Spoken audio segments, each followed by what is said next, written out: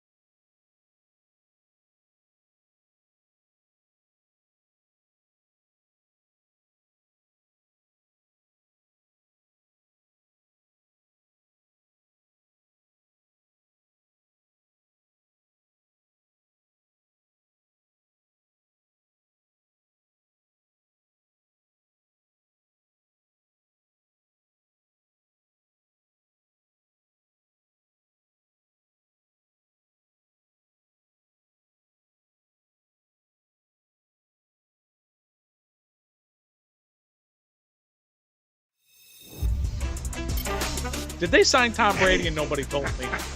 Did they? What happened? By the way, that ball was caught. Just pointing it out there.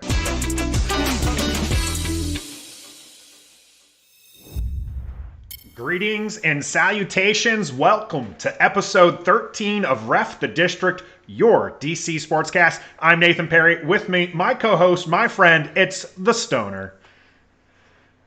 What's up, Nathan? Pretty How good. you doing, Big buddy? episode today. We've got a lot going on in our warm-up. We're going to go over our weekly review of the Nats, Caps, and Wiz. Post-game, we're going to be talking about Alex Smith's retirement and some excitement in the tight end position for our Washington football team.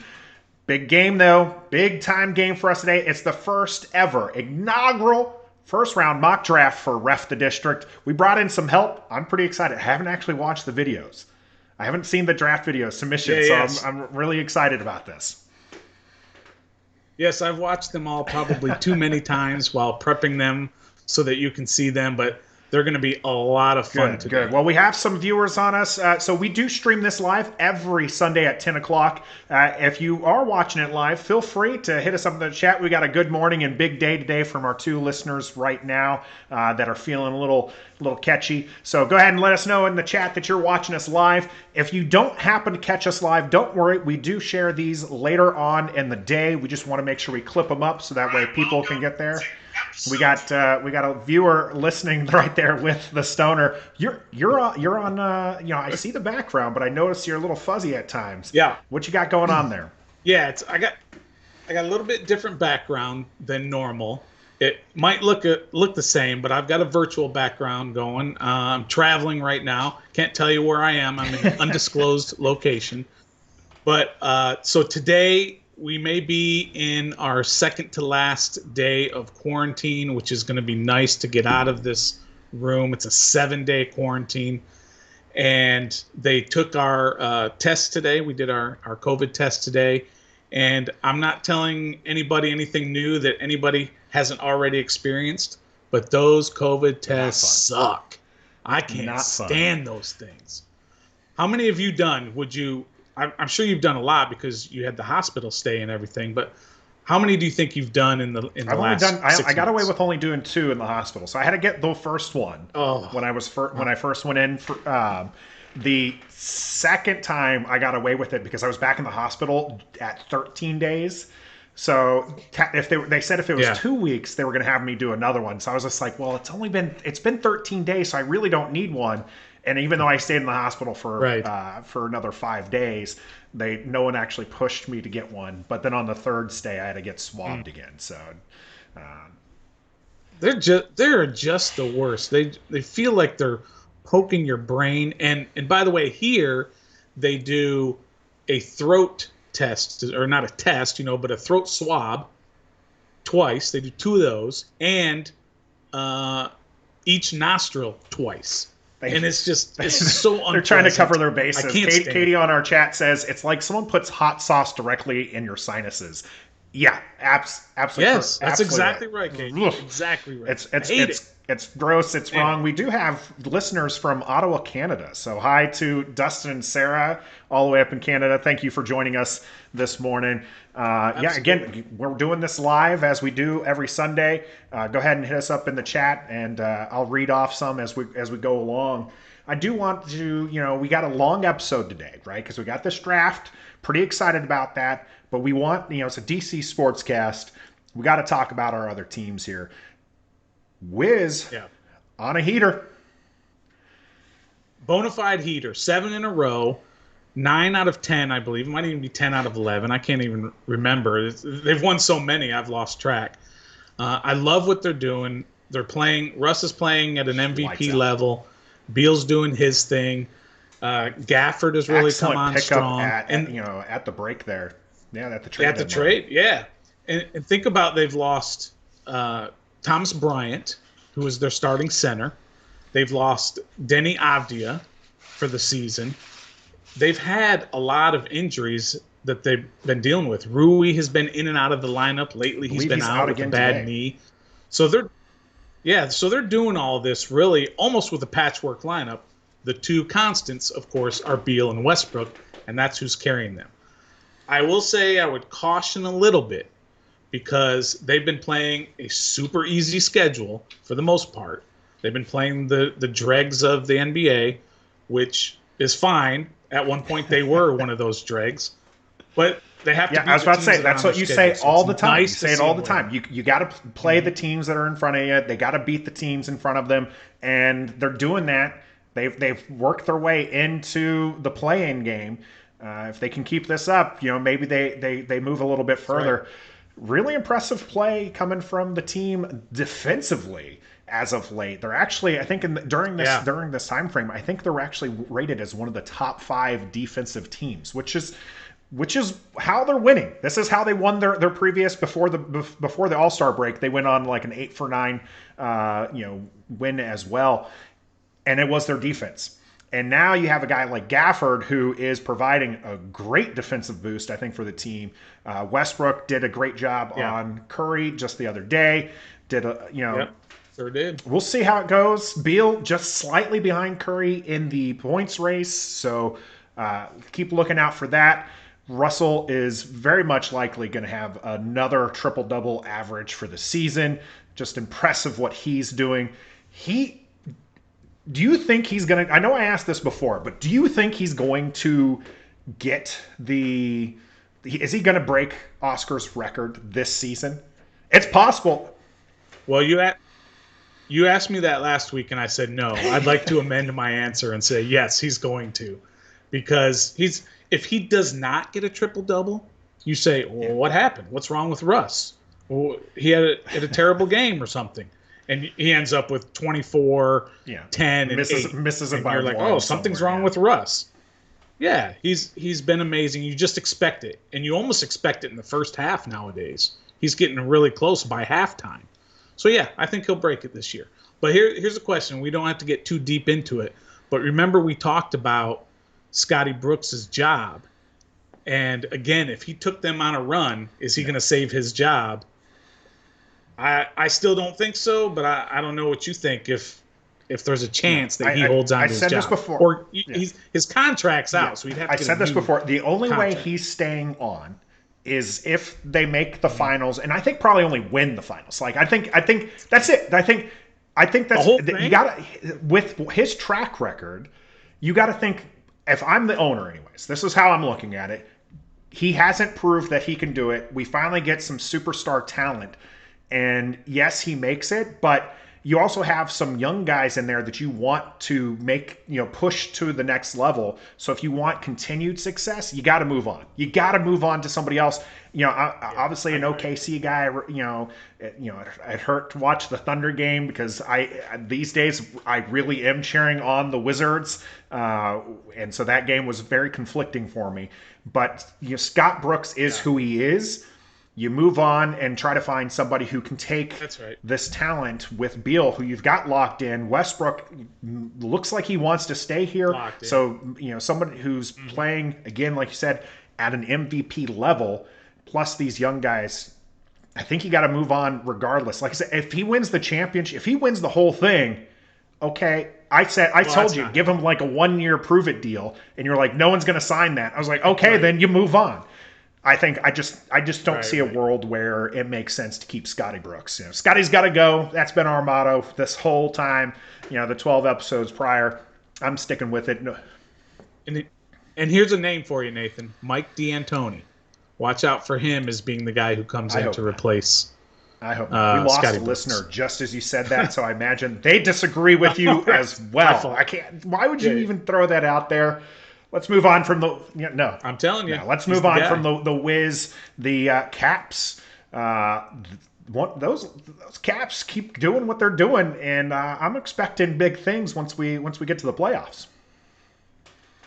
Yeah, they're in the top of the East again. They got overtaken there just for a night by Pittsburgh. Pittsburgh's been hot, but it's going to be those 4 teams in the playoffs. It almost doesn't matter what position they finish 1 through 4. It's going to be Pittsburgh, the Islanders, Boston, and the Caps, and it's going to be a war. No matter who's playing who, those are going to be wars.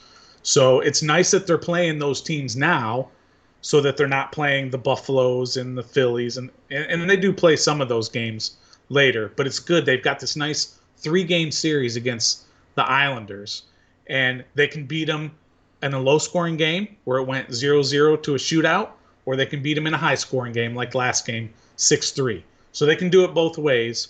So I like what I'm seeing from them, and I can't wait for the playoffs. What are they, about 10 games away from the playoffs? Quickly. Now, the trade deadline just happened for them as well, and I think, if I recall correctly, you're a little disappointed they got rid of their young talent. New guy's doing pretty well. That Backstrom, Oshie, and new guy line is looking pretty sweet. The new guy. I mean, you're the one who didn't want him. Yeah. Or rather, I guess you didn't want to give up who the Caps gave up. Yeah, I didn't want to give up Verana. He was my guy. And if you saw Verana the last game out for Detroit, I don't know if you saw this. Yeah. He had 4. Yeah, he had 4. He's a very talented player. I do think that there's probably good things coming up for him. But Mantha, as he's working out, he's doing good. He's scored. Yeah, so. Mantha's been great so far. You can't ask for a whole lot more. You can't ask for 4 goals like Verana. Well, that's a rarity. Plus, when you got the goal scorers you do have on the team now, there is cause for concern for the Caps. Because one of their big guys is Ovi's hurt, and this is a rarity. You know, he's not missed a lot of games in his career, but he didn't play in that overtime victory. He ended up not playing anything in overtime, and I don't think he played like in the last minute or so of the third period. Right. You know, what do we think is going to go on with Ovi? You know, are they going to rest him? Because like you said, they're pretty much a lock going to the playoffs, so they rest him so that way he can make a splash in the playoffs. He's not a load management player. You know, that load I don't think management the that NHL they use in other sports. Yeah, they don't. But he's not one of those guys. He'll play through all kinds of injuries. So if he doesn't play, that's kind of a big deal because he's not the type of guy who just sits out to rest a game. So if he's not playing, he's hurt. So it's good that it's now. Hopefully they can ease him back into the lineup, and by the time the playoffs start, he's ready to go. Well, we hope the best for our Caps. Let's go to our Nats, who last week I said, hey, maybe by our next show they'll be 500. Not quite there. Soto's out. Yep. Pitching still is erratic, but they have looked better than their 1-5 start. So some good pitching from Ross just the other day. Like we said, they're getting some help from unlikely people as their starters and their star players aren't necessarily producing. But then again, Trey Turner is looking like the best shortstop in the game right now. Yep, and you got to pay him pretty darn soon. It's going to be pretty pricey. You're going to have to pay him, and you better pay him. I don't want to hear any of this deferred money. He's going to go to another team. I don't want to hear that. That's over with. Or tell Trey Turner just take the deferred money, please, and stay. One of those Stoner two, and I will beg here. both Turner and Soto to stay on the team. Take the deferred money. We'll see how it goes. Please. Do you think the Nats are going to turn around? Do you think that they continue, this trend where they're getting to a 500 ball, or are they going to kind of mire here for a little bit until we get Soto back and we can see the some of the offensive bats start lighting up because you're against DeGrom, you're not expecting offense, but they looked pretty abysmal anyways. But then the next game. Well, so does everybody else. Like I said, DeGrom is DeGrom. Like the guy is lights out. It's a good thing the rest of the Mets suck because we don't need them to do well. But the bats come to alive every other game or so. When can we expect some consistency from them?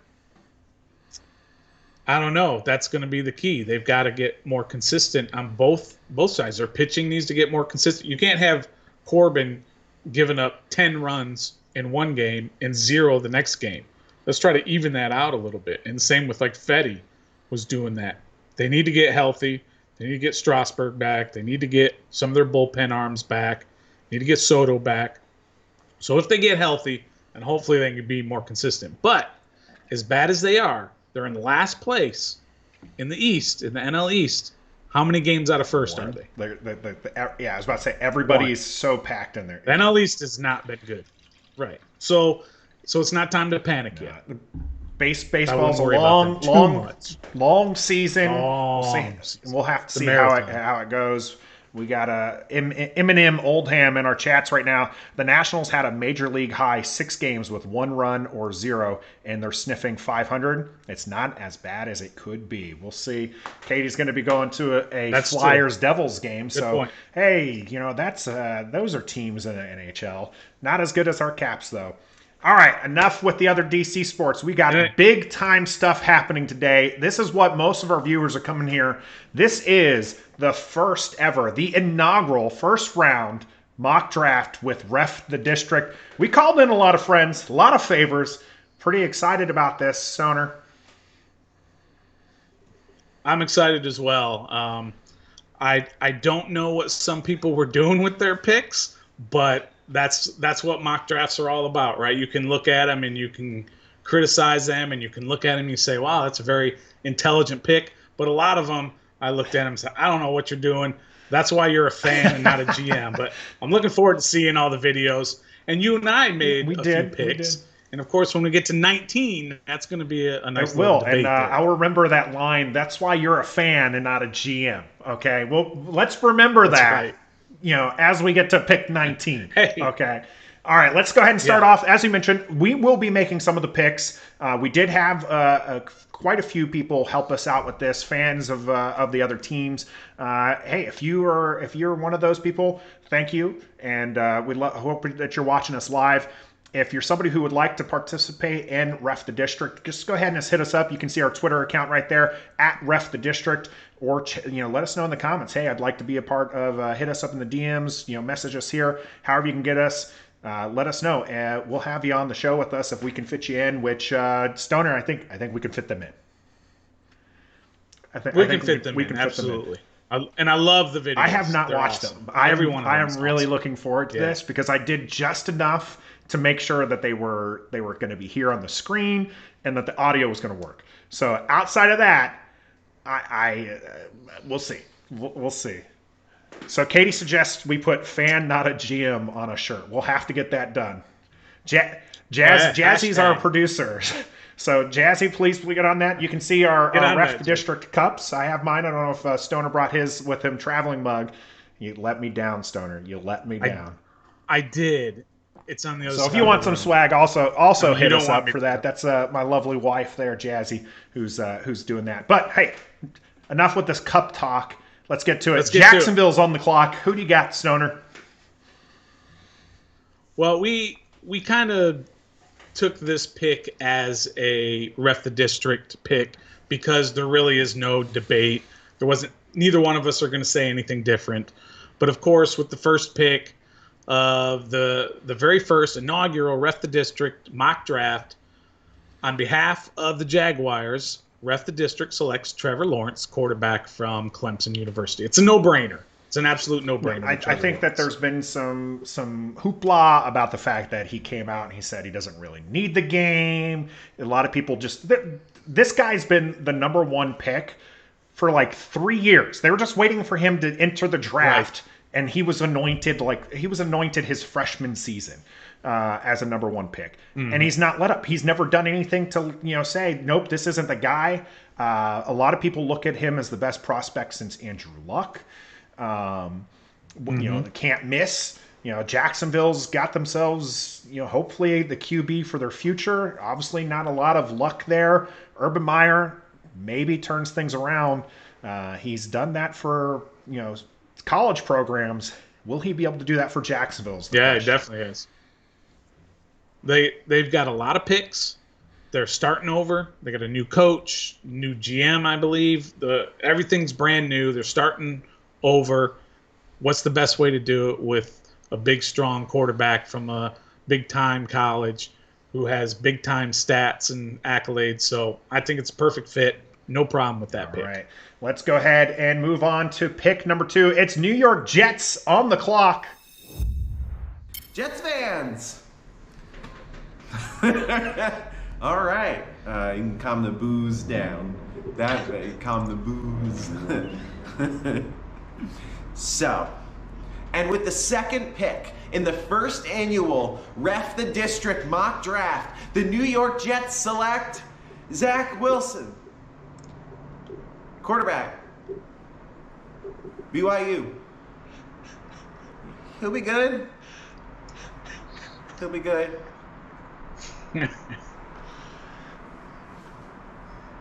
Throw the ball, Zach. Throw the ball. Throw the ball good.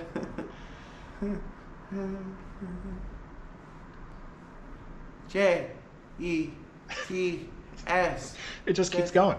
It just keeps going. Yeah. Alrighty. That was a thing that happened. I don't think this is a surprise either. I think that this is this is precisely what people expect to happen. The Jets even got rid of Darnold to make this available. This pick to be this obvious.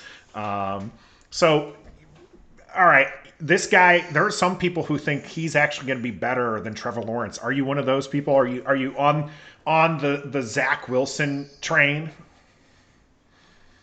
I mean, let's just say before this season started, or this past college football season started, I had no idea who Zach Wilson was. And then next thing you know, he's everybody's number 2 pick. So I haven't seen one mock draft where there's been anybody other than Zach Wilson. So I guess he's the guy. I have no idea. Sure, I've watched him play a little bit. He seems to have the size, the arm strength, the mobility, all that good stuff. He's got the legs. So I guess he's the right pick. Honestly, he looks the part. I think I would be more excited to have Wilson than Lawrence. I think Lawrence is obviously a great talent and everybody and everything, but Zach Wilson is very impressive when you watch him play. Not that Lawrence isn't, but Zach Wilson kind of has this like wow factor. So it'll be interesting. He had that big pro day throw, and people were just absolutely losing their minds over it. So he's going to be an interesting watch. Hopefully the Jets don't ruin him like they have their previous quarterbacks that they've taken. But who knows? Maybe in a few years we'll be talking about how Washington should trade away a 3rd-round pick to take up Zach Wilson because he didn't live up to his promise. Much like Darnold did. And what a great video too by Justin and Kristen there. That and you're going to see a common theme. Let me just warn you about the top 15 picks. You're going to see a common theme of just beating down fans because there's a reason why they're there, right? They're there in the bottom. Yeah, it's the same teams every year. Right.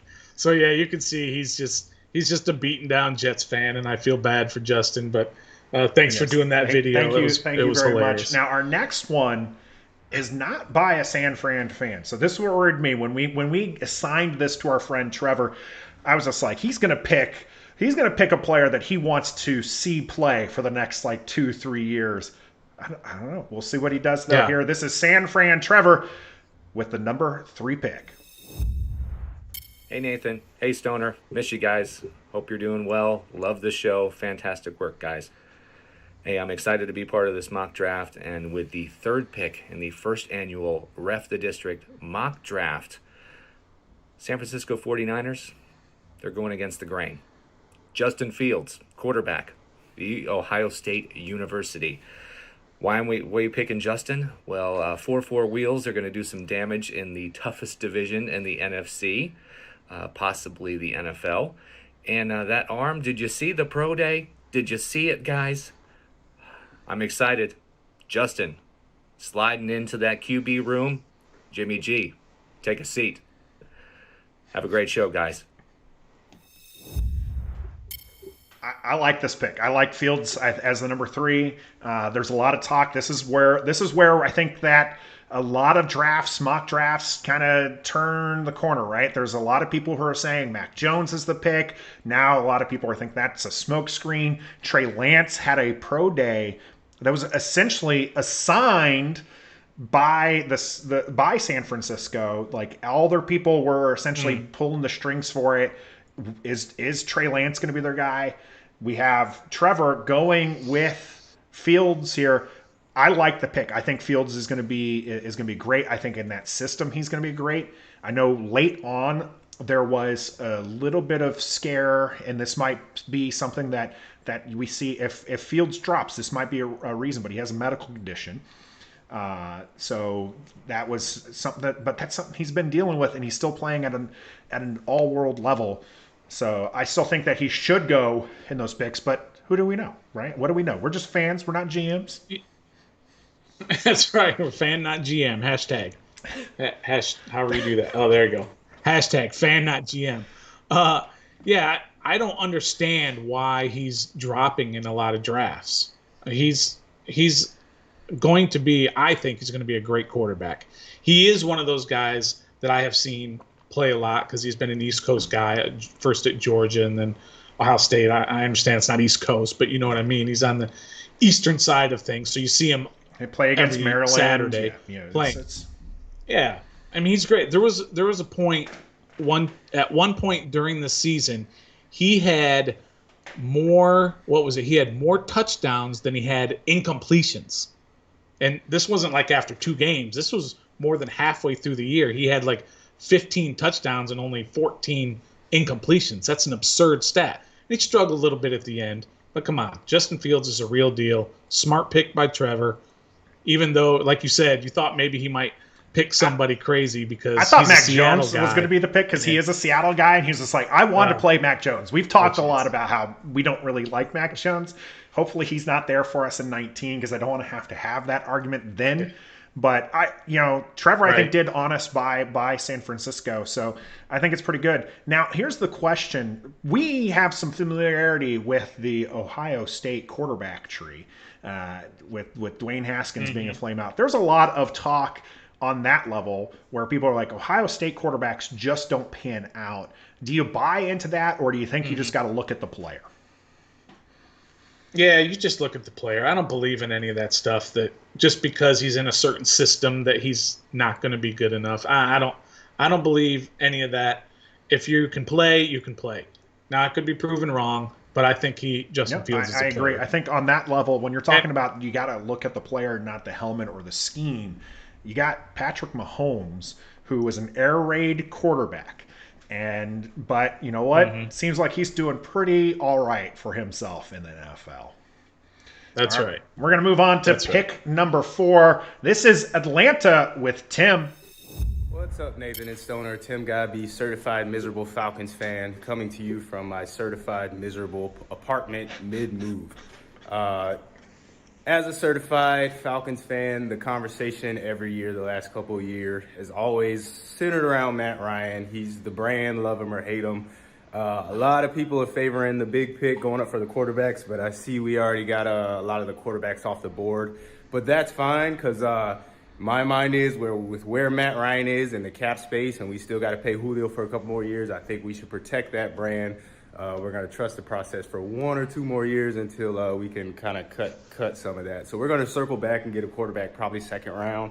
For the first round, the Atlanta Falcons select Penei Sewell, offensive tackle from the University of Oregon.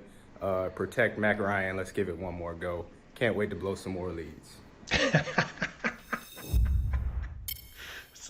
So we got the first offensive tackle, Sewell. Another beaten down fan. That's great.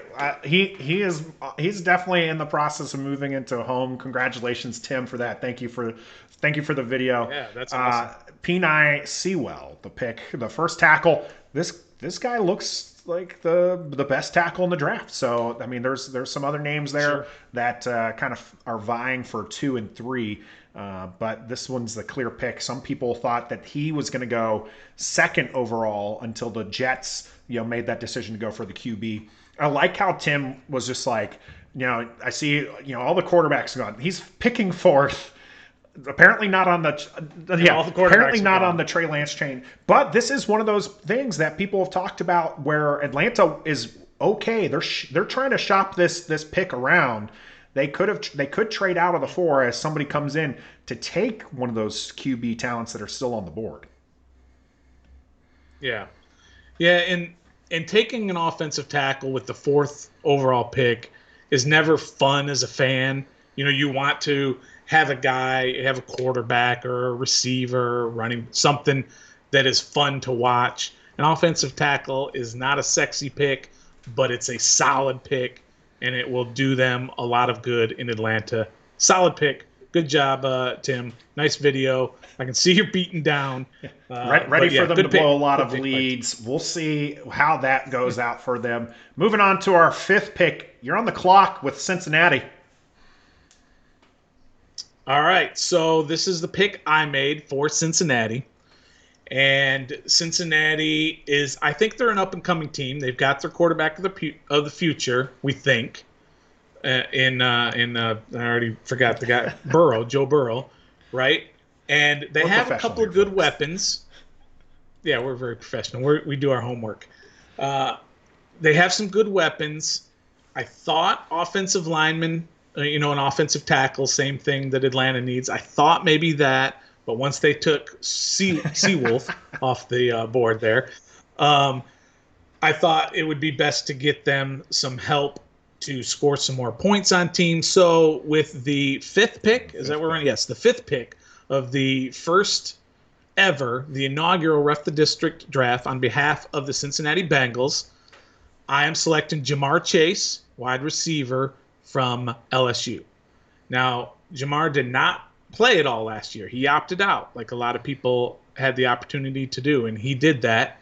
But still, his numbers, his combine numbers, his performance from the year before were all outstanding. I think he's a stud receiver, and I think it's a great. And it goes into what you were talking about there. You really want, as a fan, to have these kind of exciting players here. I'm a little shocked that you're going to go with Jamar Chase here. I do think that he is obviously, in that top tier of receivers, but there's still some good talent on the board. Otherworldly talent. Kyle Pitts is a name that is being thrown around as being a top 5 pick for a tight end. Why did you go with Jamar Chase over Kyle Pitts here? I don't know that there's necessarily anything specific of why I chose one or the other. I could have chosen Kyle Pitts. It was offensive tackle, receiver, tight end, Pitts specifically, not necessarily tight end, but Pitts specifically. And I just decided to go with a stud receiver because a tight end, I know he's going to get picked high, but they have more than one job. They're not just catching balls. They've got to be able to block as well, and I don't know if he can do that. He's going to be a stud. He's a can't misser, but I wanted to go with something where all he has to do, just run down the field, Joe Burrow will throw it to you. That's my kind of guy. Well, they do need to replace AJ Green, and they do need some live playmakers for that young Cincinnati team. We'll see how well they do. Joe Burrow coming back from injury that he had against our Washington football team. Moving on to pick number 6, we have Tony with Miami. You're on the clock. Hey, Nathan and Stoner, thanks for having me. I would say I'm a fan of this show, but I hate the Redskins as much as I hate the Cowboys and Patriots. All joking aside, the Dolphins will take Devontae Smith with the 6th pick of the draft. We're going to get to some much-needed weapons, and this is just the beginning. All right. Took me off guard there. Late transition, that's on me. Thank you, Tony, for the video. We are no longer using that name. It is Washington football team. We did have some discussions. Go ahead and check out one of our older videos on where we stand with the name. I'm still feeling that DCFC thing, man. I more and more, but we can talk about that another time. This is an interesting pick here. Now, Tony did reach out to me. He actually wanted Jamar Chase. He was looking for that one. Goes with Devontae Smith here. A lot of people are thinking this is your guy who's going to slide quite a bit, maybe even out of the first round. This is a Heisman winner. This is a guy who plays just at a different level than the other receivers. Obviously, Jamar Chase and him are probably 1A and 1B as far as the receivers. But when you look at him, he's just barely 6 foot. I think he's just like a fraction over 6 foot, and he's 166 is what I think he last weighed in at. Because there was no combine this year, but they still had to do some measurement stuff, and that leaked out that he was under 170. Was that a leak out because some team is hoping that he does slide to them in the draft? you never know. With the draft, there's a lot of smoke screens that go on. It's going to be interesting to see where he goes in the draft. For us, he goes number 6. Are you happy with Devontae Smith going to Miami? Yeah, I think that's a great pick from Miami. He gets to team back up with Tua, his college quarterback for a couple of years. I don't think his small size is going to hurt him because if you've seen his hands, he has unbelievable hands. Obviously, he has great speed, quickness. He has everything you want. So he's a little bit smaller. Maybe that gets him hurt a little bit more, but I would have no problem drafting that guy. That dude is a stud. For his sake, I hope that he goes into a place. Miami has Tua at the QB position. You just want a QB to not put him in a position where he's gonna get just blasted. I think that he's been playing football his whole life. He's in a program in Alabama that plays against a lot of people that make it to the NFL level. So he's been getting hit big, his entire college career. What you don't want to see though is one of those catches across the middle where he just gets lit up, right? You want to make sure you're throwing him open. If you throw him open, he gets a few steps and he gets hit. I think that he'll be fine. We'll see. Hopefully, big things coming for Devontae Smith there in Miami. We're on deep. Maybe Washington is one of those teams who are leaking out his size so that he'll fall all the way to 19. Another receiver. They've made a lot of moves at receiver, and we talked about them not necessarily wanting one in the draft. So I think that's pretty interesting. It could, they already have a slew of small receivers, though, so it'll be interesting. I do like Devontae Smith as a talent. I'd be okay if Washington takes him, but they do. Washington has, I think, at least enough receivers to get past here. Plus, this is a wide receiver draft. You might not get one of the top guys, but if you get somebody in the second or third round, you can still get a very good playmaker there.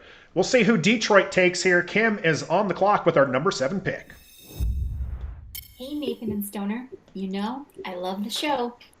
So I will be making the pick for the Detroit Lions. With the 7th pick of the first annual Ref the District mock draft, the Detroit Lions select Jalen Waddle, wide receiver, Alabama. Somehow picking a wide receiver harkens memories of Matt Millen. I know, I hear you. But after losing 2 of their best wide receivers in free agency, we needed a solid pickup at this position. Let's hope with the shakeup at quarterback, Goff and Waddle will become an instant connection and we'll see lots of action in the end zone for the Lions. I mean, we've got a long way to go, no doubt about it. As one of only 12 teams to have never even hoisted the Lombardi Trophy, let alone being one of 5 teams that have never even been to the big dance. Ugh. It's rough, and the struggle is real in Motor City. It is. But fear not, Lions fans, fear not. Our day will come, and I'll be here cheering them on the whole way. So, go Lions! Thanks again, Nathan and Chris. All right. That makes sense to me. You got Goff. You lost some playmakers. You're going to want some playmakers for him. I think there's a sizable drop in QB play here when you're going from Stafford to Goff. So I think it makes sense that you want to be able to give that QB someone to throw to, so that way that sizable gap isn't as noticeable. Yeah, and Jalen Waddle, another stud. I think with, like she said, the Lions lost 2 receivers to free agency, so they obviously need a receiver. So I think that's another excellent pick. And also, she did contact me to correct on the number of teams that have not made it to the Super Bowl. It's actually only 4. She said 5, and then she said, "Oh, I messed up. It's actually only 4." So she wanted me to correct that for her. But yeah, what great insight she has on the Lions, right? She knows all about the Matt Millen era when they were selecting receivers all the time and playing, being a terrible team. So yeah, that was an excellent pick, Jalen Waddle. Hopefully, this is turning into more of the Calvin Johnson wide receiver stud that they got instead of some of the other picks that they missed on with those wide receivers in the first round. We'll see for Detroit. We're going to move on to Carolina. I'm on the clock for Carolina today. And the drop has ended for Kyle Pitts with the 8th pick and the first ever inaugural Ref the District first round mock draft. Carolina selects Kyle Pitts. This is a talent that nobody has seen in years at tight end. Name a tight end who's been this lauded in years. Coming out of college. Has there been a tight end ever that's had the hype that Kyle Pitts has? This guy is not a tight end. He's a wide receiver who happens to play inside, but he can block. He can, do a lot of the things you expect him to do at the tight end position. At least he was doing it at the college level. We'll see if he does it at the NFL level. And the guy's 6'6", 240, runs, a faster 40. What did he run? A 4.5 or something just like that? Just an absolute monster of a talent that's going to create a lot of mixed match against those DBs and linebackers. He's going to outrun the linebackers, and he's going to outmuscle the DBs. So Carolina here, also a switch at QB, taking on Darnold from the Jets. They want to give this guy some playmakers so that way they can make the most out of that transaction that they had. And even if Darnold doesn't come along, Teddy Bridgewater, a lot of love for him there if he stays in Carolina, if he's thrown to Kyle Pitts. So they have now in Carolina, of course, they've got Christian McCaffrey, an all-world running back who I don't know if he's going to be able to stay healthy, but let's just say he's healthy. Then they've got the kid from DJ Moore from Maryland, who is a stud. They've got some weapons in Carolina now. That's a team. I'm a big fan of Matt Rule. By the way, if you ever get a chance, go do a Google image search of Matt Rule, and this is what you're going to see. Ready? This is what you're going to see. That's my doppelganger. Matt Rule is my doppelganger. Go do a Google image search. Matt Rule. It's this guy right here. So if you don't see me on some Sundays, all of a sudden I'm missing. Maybe I'm down in Carolina coaching the Panthers. Do it. Everybody who's listening right now, go and do a Google search. I need someone to do this. I need someone to confirm for me. We're going to continue the show, but I need someone confirmed that I'm actually talking with the Carolina coach right now. I'm glad that you like Kyle Pitts as a pick, because I was a little conflicted here. Yeah, I did think that they needed some offensive line help, but in this regard, I just don't think you can let a talent like this slide that much further. And admittedly, a little bit, we've talked about this before. I didn't want Pitts going to an NFC East team. Which is coming up heavy. This one scares me. Washington has some issues with covering the tight end as it is. Then you put this guy on the field, he's going to be scary. But he's going to be scary for Carolina. We'll see if the Stoner, aka Matt Rule, can coach him up at the level that we expect him to. We're going to continue down the draft here. We've got for pick number 9 somebody who you might recognize if you've been a longtime fan of Ref the District. All right, so I'm being told it's Denver's turn, and I'm also being told that I'm picking for Denver. I don't even know what a Bronco is. I know it's, or I assume it's a kind of horse. Is it just a boy horse? Is it a girl horse? The team really should be called just the Denver Horses. Anyway, for the ninth pick, Denver Horses pick Kyle Pitts.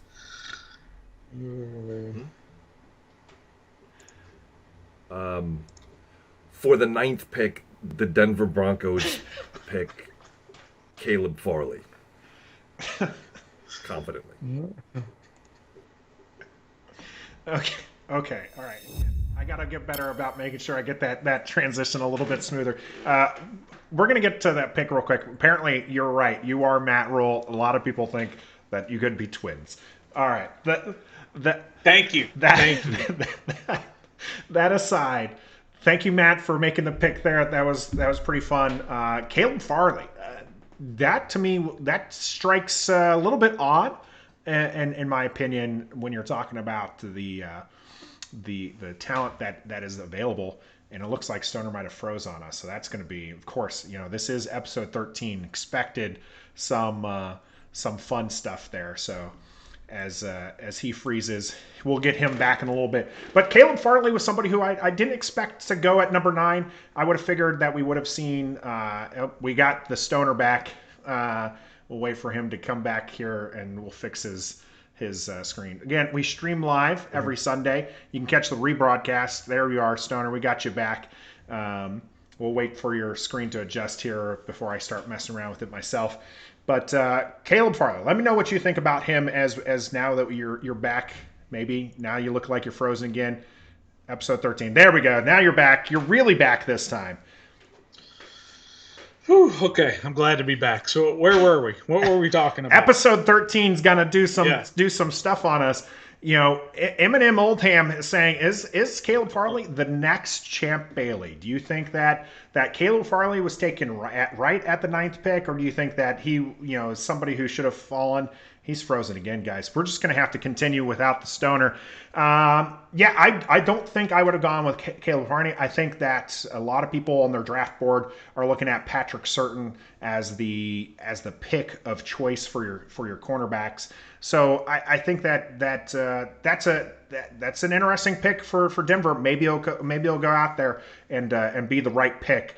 But Stoner, we're going to go ahead and move on while you're figuring out your internet. Again, he is traveling, folks. We appreciate your patience with him as he's out and about. But as far as this is concerned here, we're going to move on to our number 10 pick. And on the clock, it's Katie with Dallas. Hey Nathan and Stoner, long-time listener, first-time caller. I'm Shady Katie, and with the 10th overall pick in the 2021 NFL Draft, the Dallas Cowboys, hopefully, select cornerback J.C. Horn from South Carolina. In the 2020 season, Dallas ranked 23rd in the league in defense. So this defense needs 2 things going into the draft: versatility and Jesus. Well, at least J.C. Horn can help with one of those things. His versatility and willingness to spread himself out on the field is going to make him a great asset for the team. So that's who we're going with. As for the Jesus part, well, he turned water into wine. So I think you can guess what I'm going to go to next. Cheers, guys. Well, we'll see. We'll see how that goes. Hopefully, J.C. Horn works out better than Stoner's internet there at his undisclosed location. This again was another interesting pick to me because this J.C. Horn, highly talented, very talented player. And I trust Katie knows her stuff about the Dallas Cowboys, and she definitely knows her sports stuff. So, this was one that I think is a little shocking. But is she going to be a fan or a GM here? Because, again, I really think that Patrick Surtain is the guy who is really looked at as the top corner. But now you're saying that he's going to be the 3rd one taken off the board. Where he lands, it'll be interesting. So Eminem's Oldham playing off and saying that was one ugly shirt that Katie had. We'll let them discuss that out into the live chat. Again, we stream these live every Sunday at 10 o'clock. Go ahead and subscribe, like our channel, and follow so you can catch us live. Normally, the Stoner's internet has been better, but again, he's traveling. So we are going to continue down these picks. Number 11, it's going to be the Giants taking a pick right here. This is going to be Brian. What's up, Nathan and Stoner? Hey, man, shouts out to a great show, Ref the District. Really good show, bro. But, hey, let's get to business. With the number 11 pick, the New York Giants pick Micah Parsons from Penn State University. What a great pick. Super fast, pass rusher, can stop the run. He's going to be one of those great Giant linebackers because, the Giants always gets the best linebackers. That's what the defense is always built on. That's what I'm talking about. New York, baby. All right, so that was our pick. This is one that I know a lot of Washington fans would be excited about because Micah Parsons, obviously, he plays, nearby in Penn State. And Stoner, we got you back a little bit, so I appreciate you. We'll see if you stick around, and then you freeze us up again. I tell you what, we might take a small intermission here or let him reboot. Let's get through this Micah Parsons one, and then we'll take a small break here. But we have, Micah Parsons, great talent, opted out. He can fly out all over the place. A lot of fans, think that he might have some character issues, which will drop him later in the draft. Again, I know a lot of Washington fans would like to see Micah Parsons fall to the 19th pick. Will that happen? We'll see. Well, it won't happen. Will it happen Thursday? We'll see. But as far as this draft, first ever Ref the District inaugural first round mock draft, it did not happen. When we come back, we're going to take a small break. When we come back, Philadelphia is on the clock. And we got an old friend on that pick as well. You might recognize him, D1 college athlete, coming here in just a little bit.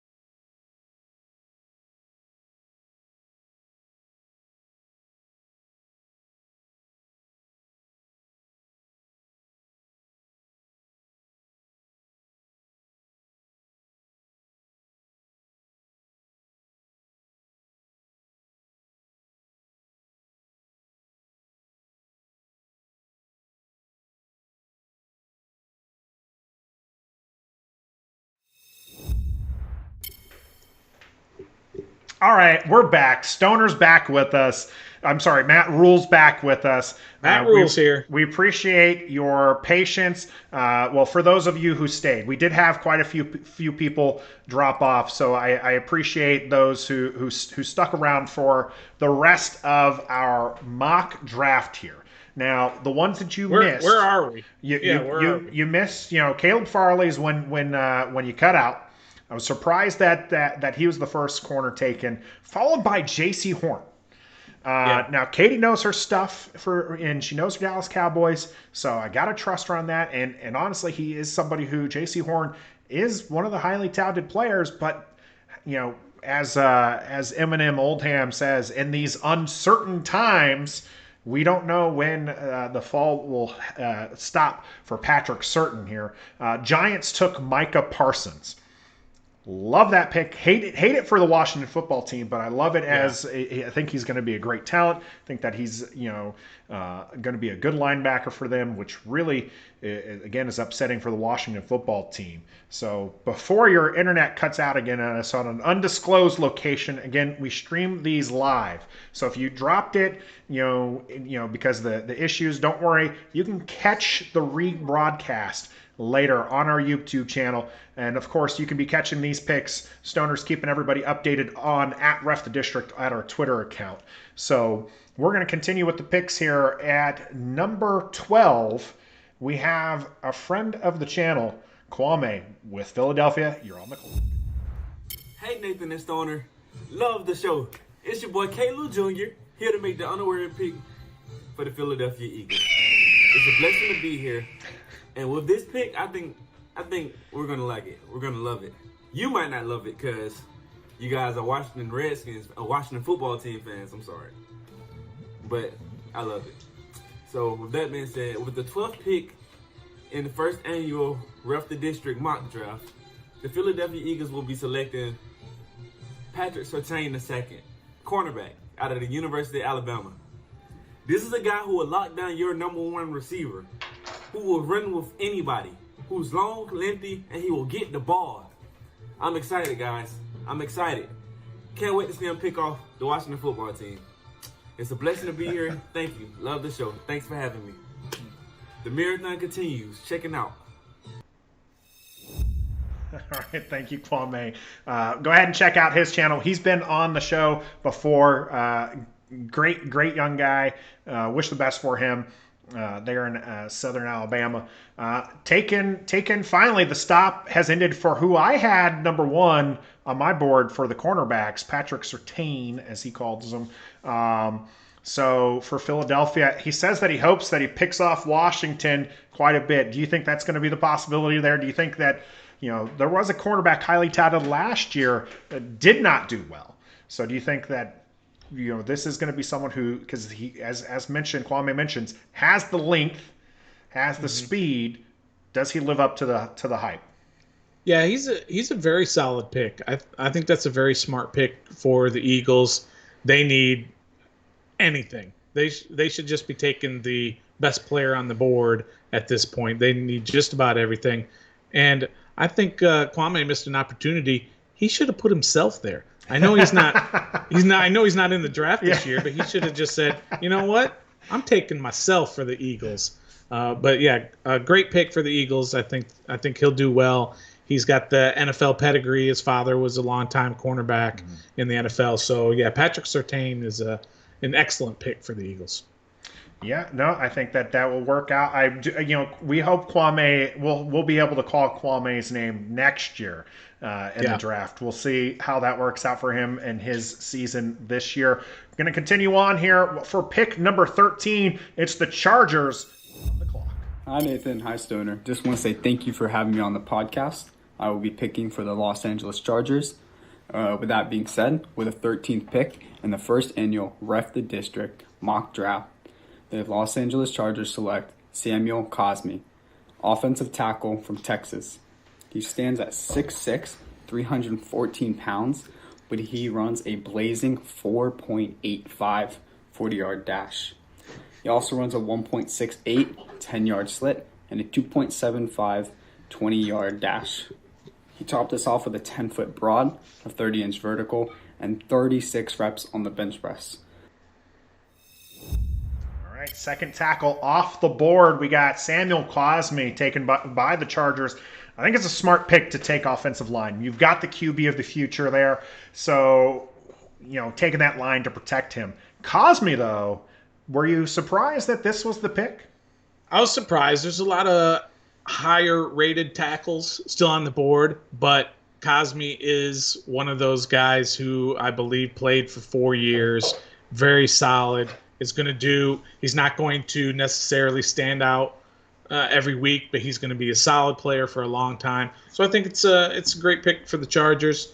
Like you said, they've already got their quarterback. They've got some good pieces. They're an up-and-coming team. So yeah, solid pick. Excellent pick by Kai there, who is one of the first listeners to our show. So thanks for doing that, Kai. That was pretty awesome. Appreciate that, Kai. And, he mentions the athleticism there for Cosme. Mm-hmm. That should be a good play for the Chargers. On the clock now, it's Minnesota. And Stoner, you've got this pick.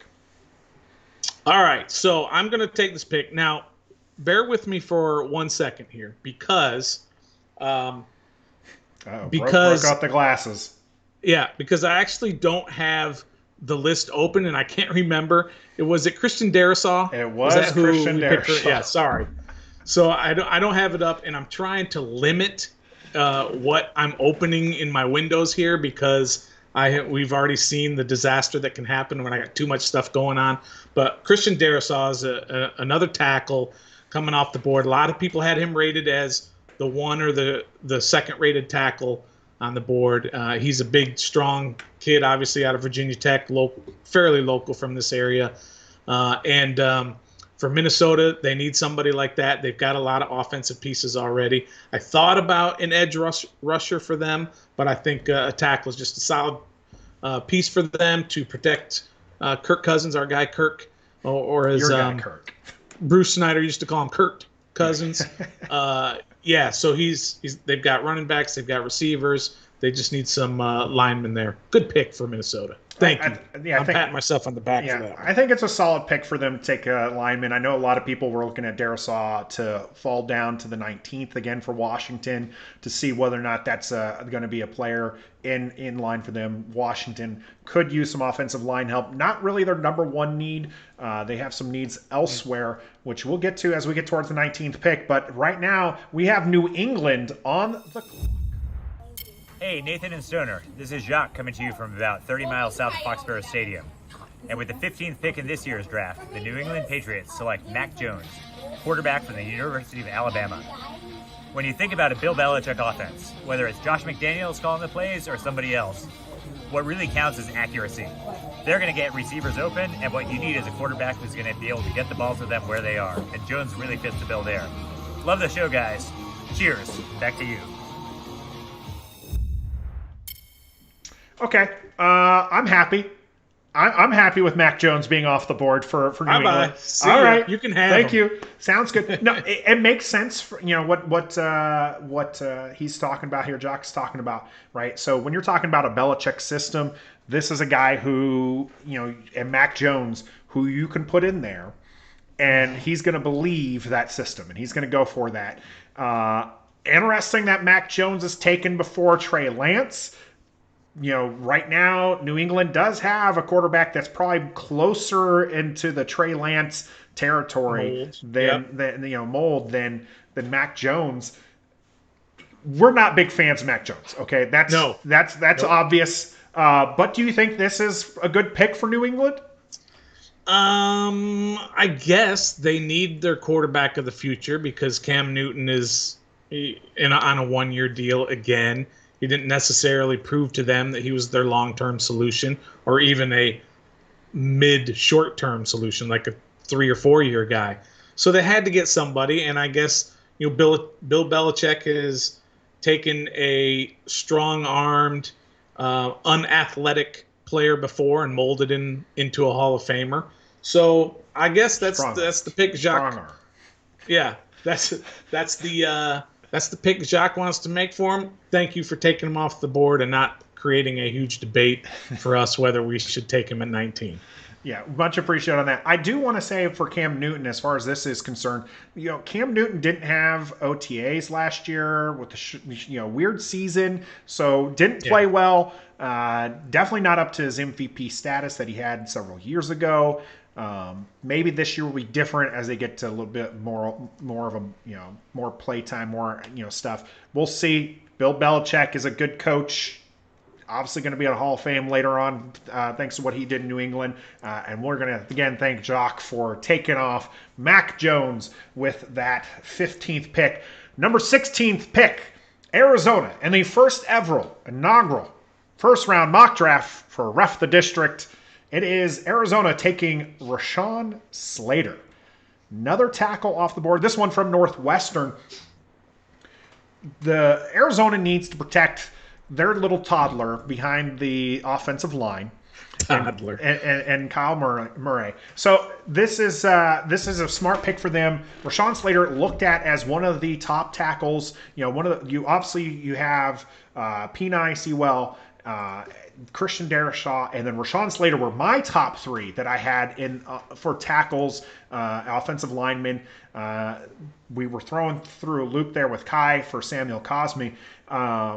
But now Rashawn Slater being picked up by Arizona, boosting that offensive line. They've got help elsewhere for him. They've got the offensive talent. They're putting on some defensive talent. Arizona might be a scary team this year if Murray can stay upright the entire season. Yeah, excellent pick, Nathan. I think you hit all the great points about him. Offensive tackle. This is an offensive tackle / quarterback / receiver kind of draft almost. These guys are going quick. So if you wanted one of those guys, probably you're going to move up to get him. As you see, if this was your draft, you'd see all these tackles going, and you're like, "Well, we want this guy. We're going to have to move up." So, but yeah, another outstanding pick. Not sexy, but it certainly will help your team for many years down the road. All right, moving on to our number 17th pick.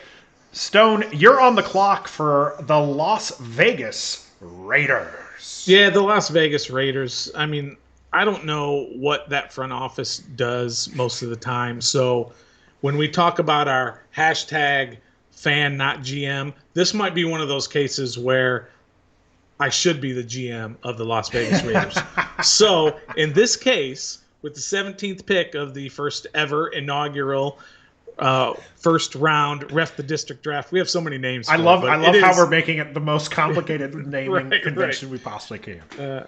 On behalf of the Las Vegas Raiders, I'm going to select. I have no idea how to say his name. I'm sure I've heard it a million times, but I still don't know if it's Quiddy Pay, Quiddy Pie, Quiddy Pie, Cutie Pie. I don't know, but I'll say Quiddy Pay, who's the defensive lineman from Michigan, and because he's from Michigan, I have nothing good to say about him, but we drafted him.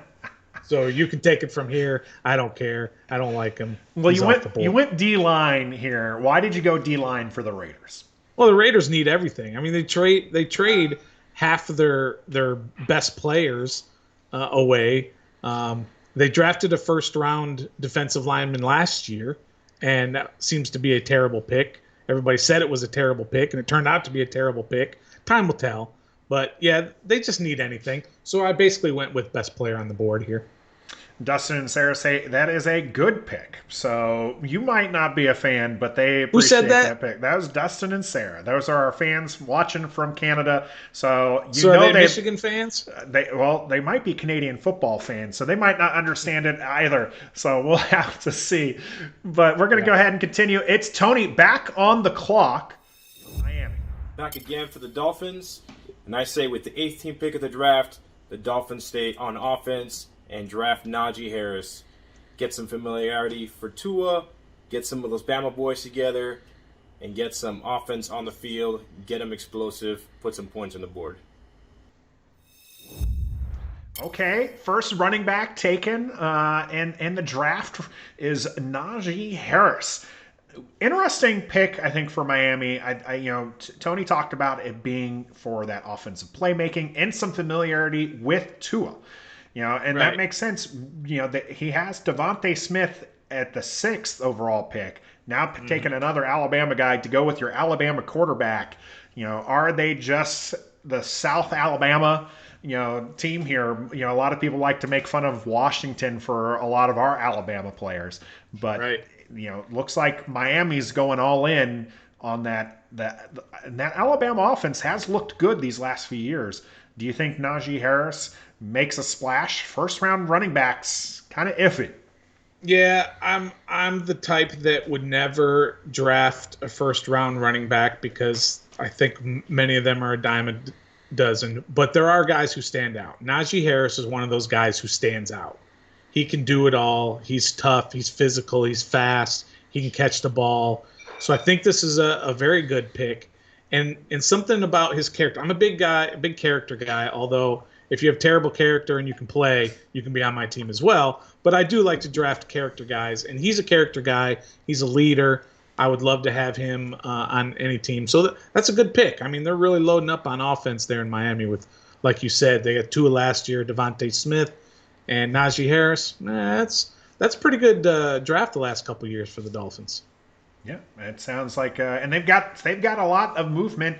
They might be trading out of the 6, and they've picked up several picks from before. We'll see. Miami looks like they're poised to be the leaders of that AFC East race. Now we're going to go back to the NFC East. And Stoner, why don't you make our pick, please? Well, thanks for that setup. You're just setting me up there. Originally, we talked about how we were going to do the 19th pick, right? I kind of wanted to do something a little bit crazy and say, you can make a pick and I can make a pick. And so Washington gets 2 picks. And you ixnayed that. You said, we're not doing that. So with good reason, Stoner. With good reason. Yeah, of course. It's good reason. And so you said it's obvious. I think those were your words. It's obvious who they should be drafting. They should be drafting Trey Lance. And I said, no, I do not want to draft Trey Lance at all. I want, at this point, with everybody who's off the board, I want a linebacker, or I want another tackle, or trade back, which we're not doing in this mock draft.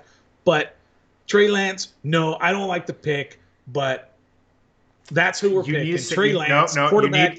You need to go back, start it from, you got to say it from the whole thing. I need you to say it all. This is going to be the clip we're going to use.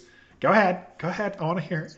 With the 19th pick of the first ever Ref the District mock draft, the Washington football team, a.k.a. the DCFC, will be selecting Trey Lance, quarterback, North Dakota State. I think it's a terrible pick. You're the person who commented on our video about Trey Lance saying, we don't want him on the team. You're now Matt Rule in that commenter from several weeks ago. You really don't like Trey Lance. Well, I don't know that I don't like him because, again, going back to the hashtag fan, not a GM, I don't know very much about him, but it's just a gut feeling. I don't like his inaccuracy.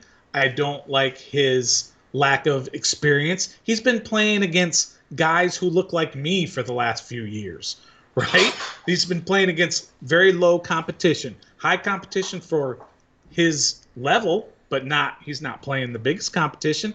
I don't know. I don't like it. I don't like bringing in all these. Now we've got like 6 quarterbacks on the roster, and I don't like it. I like having one guy, again, unless everybody's in. Everybody says, yeah, this is our guy. So tell me why you want him at the 19th pick. So one, I think that Washington likes him. And I think Washington would actually, in this mock draft, would have traded up if he felt that, I think they'd be ecstatic if Trey Lance fell to 19 to them. They are in a position right now where they can, have a QB to develop. A lot of people are looking in the later rounds. Again, we talked about the mid-round QBs last week. Davis Mills is a very popular name I'm hearing, and he was one of the picks that I liked in the mid-rounds for Washington. So when you have a QB that's seen as one of the top 5, if not top 3, then you have to, at the 19th, you take him. This isn't the same situation that they had a couple years ago when, they took a QB that's no longer with the team that also had inaccuracy issues.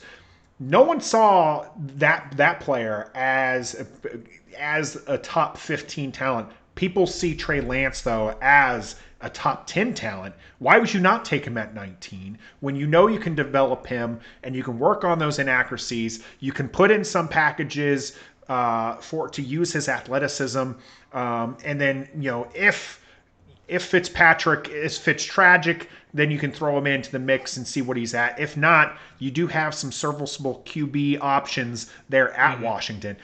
I'm telling you, I think in this draft, Washington, in our first draft, mock draft here, Washington runs to the front with this name. I just think that they're that excited about Trey Lance falling to 19. I don't think it's going to happen. There's no way Trey Lance makes it to 19. Right. Like, it was a very interesting draft. I think that the fans, not GMs, picked good players at where they picked. No one did. No one reached out to us to see if there was a trade up option. And so here we are. Trey Lance available at 19. Washington has to take him. I think it's a very obvious pick. Who would you have taken if not for Trey Lance? You mentioned that you liked the linebacker position. You liked a couple other options. Who would you have taken? Well, I would have taken the linebacker out of Notre Dame. I can't pronounce his name, but I love him. I think he would be a I think he would be a right, exactly. We might have to pronounce his name. That might be who Washington takes. Right. That's who I would take. But I don't believe in, look who fell to us. I guess we have to take him, right? No. If he's really your guy, then you're going to move up to get him. Yeah, absolutely. And not take him just because he falls to you. No. We're taking him because he fell to us, and because I personally, again, I said obvious choice. It's got to be Trey Lance. That's who Washington needs, a QB of the future. You don't want to necessarily have to risk on a developmental talent from the mid rounds who might not pan out or might just be a backup QB, as we've talked about. You take a guy who is listed as, a lot of people think he's going to go 3rd overall. So a lot of people think San Fran's going to take him. So why would you pass on a top 3, top 5 talent, at least top 10, in this draft? I just think that it's a no-brainer for Washington football team. Here's a term that I absolutely cannot stand, and that's, and believe it or not, it as soon as I thought of it, it left me. Value pick. He's a value pick. I don't believe in that. Just because he fell to you, we got to take him because he's a great value at 19. I don't believe in that. Take your guy at 19, whoever that was. Not, look, here's a guy. We don't necessarily need him, but we're going to take him because he fell to us. I don't believe in that. You take the best player available, Stoner. You take the best player available, and in my opinion, that is Trey Lance off of this mock board. Like, that's, to me, the best player. Now, the reason why we didn't let you pick JOK was because it ruins the rest of the draft for the players, because now they have to be like, well, I'll take this pick if you guys take Trey Lance, or I'll take this pick if you went JOK. And that's very apparent here in our number 20th pick for Chicago. You're on the clock. Hey, Nathan and Stoner. Thanks for having me on a show. I catch it every Sunday at 10 a.m. And with that, I will be making the pick for the Chicago Bears. With the 20th pick of the first annual Ref the District mock draft, the Chicago Bears select Cardinius Toney, wide receiver out of Florida. Toney is 6 foot, 193 pounds, and he's fast. Actually, he's faster than fast and will fit nicely in the Bears' offense. I can't wait to get him in the camp. Thank you, guys. Love the show. He's faster than fast. We got Kadarius Toney off the board to Chicago. This is someone. Toney. This is somebody who Chicago would have easily have taken Trey Lance had they been there, right? So this is where we had to keep the draft solid. Chicago, Kevin, thank you for the pick. Kadarius Toney, wide receiver. This was a name that early on in the draft process, mock draft process, was pushed to Washington football team. Washington football team made some moves, in the free agency for wide receiver, so people started moving off of him. But he's a talent that people liken to our very own Samuel. Yeah, I think he's a stud. He's going to play for a long time. They say he's quick like Tyreek Hill in Kansas City. So I think that's a perfect fit in Chicago. Love the Chicago accent from Kevin there. Yeah. He's a Chicago native, so he nailed that. Loves his Bears. And yeah, it's a perfect pick. But you're right. If Washington had not taken Trey Lance, then certainly Chicago would have right there. They're absolutely desperate for some QB help there in Chicago. Indianapolis, they're in a position here at 21 to make a very interesting pick. Let's see who Paul picks. He's on the clock. Hey, Nathan Stoner, love the show. I'll be making the pick for the Indianapolis Colts today. With the addition of Carson Wentz and re-signing T.Y. Hilton and Marlon Mack, the offense is looking really great, so I'm really impressed. However, in the past, we've always needed to upgrade our secondary. So, with the 21st pick of the first annual Ref the District mock draft, the Indianapolis Colts select Richard LeCounte, safety out of Georgia.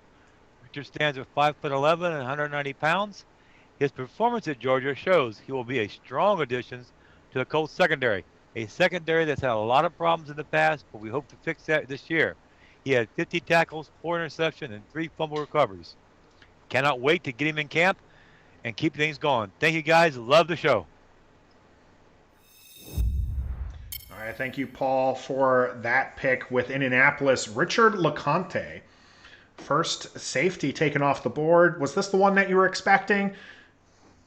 Yeah, I think so. Again, it's a very solid pick. Nothing sexy about that, but Indianapolis seems to be pretty well set in most positions.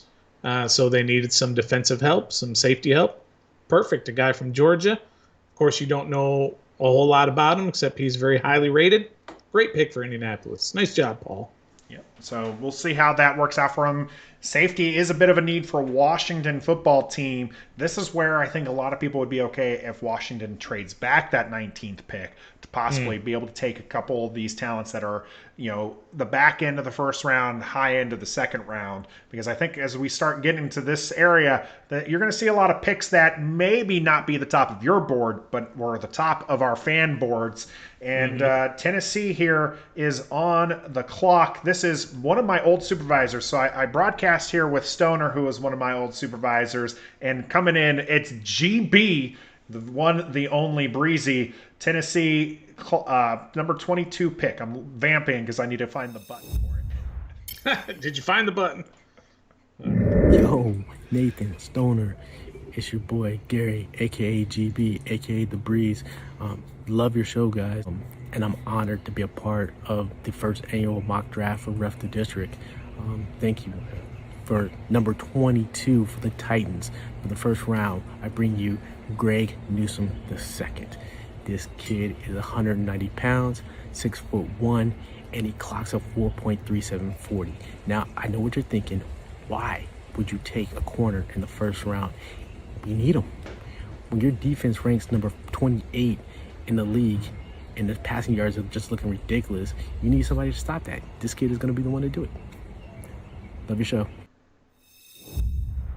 All right, Greg Newsome, the pick by Gary here for Tennessee. Says they need the help on the defense. I believe it because their offense really runs through, pun intended, Derrick Henry. So now here's something, or like I said, we talked about these picks kind of mix matching. I really love Greg Newsome here, though. This is, I think, a very solid pick, one of my top cornerbacks, and I think that Tennessee would be happy to get him this late in the draft. Yeah, absolutely. When you are a very good team and you've got that late first round pick, you're looking to fill specific holes, right? So that's exactly what Tennessee's doing here. They need some cornerback help. Like you said, they seem to be very solid most places on offense in their lines. So, yeah, excellent pickup for a cornerback for Tennessee there. On the clock right now, it's our friends from the Jets, Jets. So, and with the 23rd pick it's the 23rd pick. And with the 23rd pick in the first annual Ref the District mock draft, the New York Jets, Jets, select Patrick Jones II, edge rusher, Pittsburgh. Whew, I like it. The Jets have a good history with players from Pittsburgh. It's just Darrelle Revis. But the greatest Jet ever. At least the greatest Jet of the modern era. Whose career accomplishments are vast. I mean, sure, the greatest Jet of the modern era, his best accomplishment was winning a Super Bowl with the Patriots. But there are other Jets who have been good, and Darrelle was good for us. Revis Island, he had a Nike training sneaker. He was on a Sports Authority commercial. So things are looking up for the Jets. All right. So looking more at Revis history, and maybe the Jets history overall, but Patrick Jones, the edge rusher there for the Jets, are they going to be able to turn the corner here? Do you think that with the Zach Wilson, with the defensive help that they're trying to get here and with the second pick, are going to be able to turn the corner? We talked about Miami being in very good position. New England, you have to count them as a possible threat at every year. The Bills looked really good last year. Is this enough to keep the Jets in contention? There's nothing that the Jets can do to keep them in contention. They are a horrifically run franchise. So I don't care who they draft. They could have had 5 first-rounders, and they're gonna take bad selections, bad players. I feel bad for Patrick Jones. You'll never hear from him again. So, I mean, you won't. You tell me when you'll ever hear from him again. I remember it was a few years ago, and it was the year that the Washington was when they drafted Daron Payne. And there was about 3 or 4 defensive linemen that were always being compared around that pick. I think I may have my years messed up, but I believe. And the Jets took Leonard Williams, I think, maybe 2 picks before them or 3 picks before them, and he's a guy I wanted. And the Jets picked him. Well, he's having a fantastic career in New York, but for the Giants, not the Jets, because the Jets gave up on him, and now he's got this huge contract and making Pro Bowls, and the other New York team with the Giants. So the Jets are just terribly run. I don't care who they pick. It's going to be a bad pick. Sorry, Patrick. To be fair, they had Gase in charge, and you're not gonna win many games for that. And they definitely have been doing some questionable things. I like this pick as far as an edge rusher. I think that this is a good pick here. Pittsburgh not really in need for an edge rusher. They're picking here at 24 with Mike on the clock. Hey Nathan and Stoner, this is Mike from Hershey, Pennsylvania. With the 24th pick of the first annual Ref the District mock draft, Pittsburgh Steelers select Tevin Jenkins, Oklahoma State University. Tevin is a massive offensive tackle, coming in at 6'6", 320 pounds. Big attitude, plays with a huge chip on his shoulder, and he loves destroying anybody that lines up in front of him.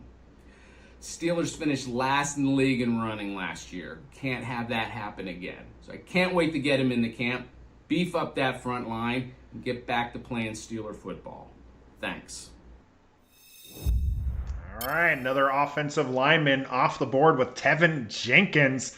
Pittsburgh definitely needs the help on the line. Big Ben is not as mobile as he was, and honestly, not as durable as he could be for a guy his size. But that's partly because they just let everybody get through. So Tevin Jenkins hopefully shores up that line for Pittsburgh and Big Ben.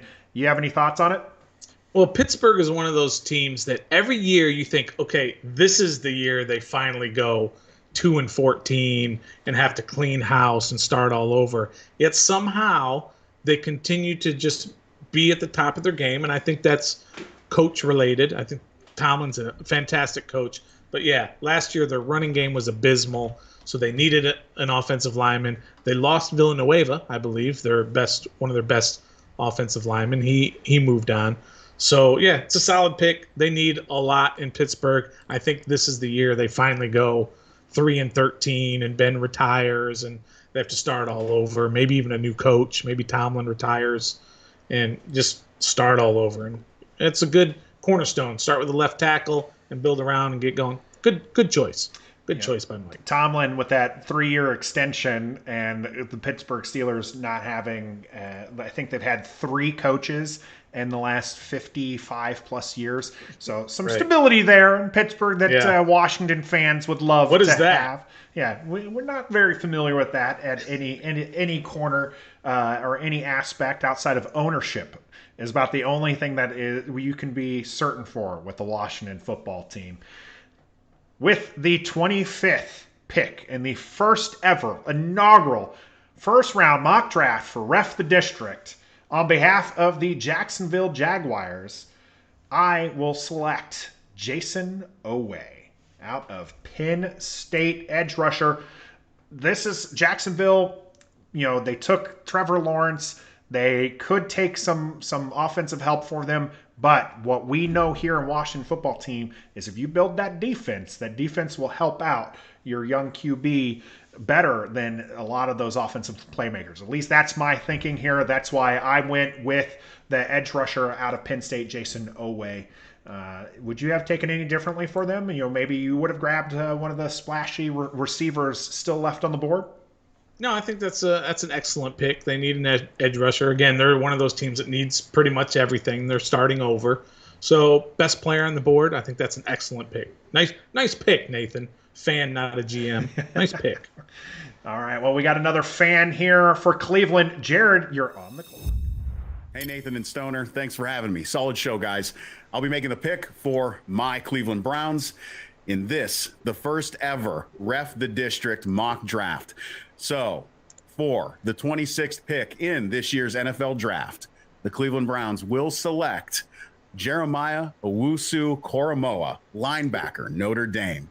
Jeremiah is 6'1", 216 pounds, and in his 2 years as a starter, he racked up 142 tackles, 24 and a half of those for a loss, and 7 sacks. He also broke up 7 passes, recovered 4 fumbles, and forced 5 of those. So I believe he's going to fit right in to defensive coordinator Joe Wood's scheme with a defense that's already made huge improvements in free agency, as most of us have already witnessed. So go Browns. If you get a chance, check out Cleveland and Beyond, wherever podcasts are found.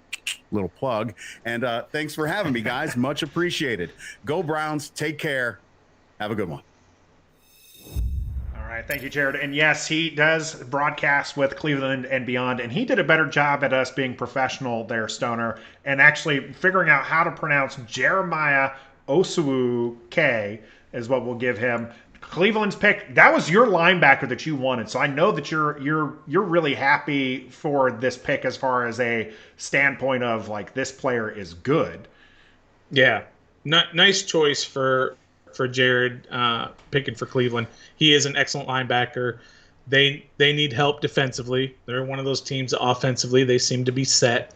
They just need some help defensively. So excellent pick, and thanks to Jared. Like you said, Cleveland and Beyond is an excellent podcast. I highly recommend checking them out as well. Yep, they do some great things out there. So thank you, Jared, for the love here on Ref the District. Moving to the where are we at here now? 27th. Oh, yeah. We don't actually have a video for this one, but Joe, our buddy Joe, did make the pick for Baltimore. I'll go ahead and take it here. So with the 27th overall pick in the first ever inaugural mock draft for Ref the District, Baltimore will select, on behalf of Joe Anderson, Elijah Moore. You have anything you want to say about Baltimore's pick? The team up north, not the team up north that you're used to, nor that Jared is used to as well, but up to 95 here, we got the Baltimore Ravens taking Elijah Moore. Yeah, they're actually straight west for me. They're about 8 miles west, the stadium for Baltimore. But yeah, that's an excellent pick. Everybody knows that Baltimore is taking a receiver first round. That's what they lack. They took a receiver first round last year in Hollywood Brown, and he had mixed reviews. He started chirping halfway through the year, "Why aren't you giving me the ball?" kind of deal, which is pretty ballsy for a rookie wide receiver. So everybody knows they may end up moving up to get somebody other than Elijah Moore. But again, this is a wide receiver heavy draft, So it's an excellent pick that Joe made for the Ravens. Don't disagree. Maybe not my wide receiver. Maybe we'll see where Rashad Bateman goes. That's the one that I like. That's still on the board. We'll see then if New Orleans, my buddy Emmett, takes him with pick number 2018. He's on the clock. Hello to Nathan, Stoner, and the Ref the District Nation. Thank you guys for inviting me out and participating in this draft this year. I'm super excited to be here. Today I'm going to be making my pick for the New Orleans Saints. And with the 28th pick of the first annual Ref the District mock draft, the New Orleans Saints will be selecting Ifeatu Melifonwu, cornerback at Syracuse University.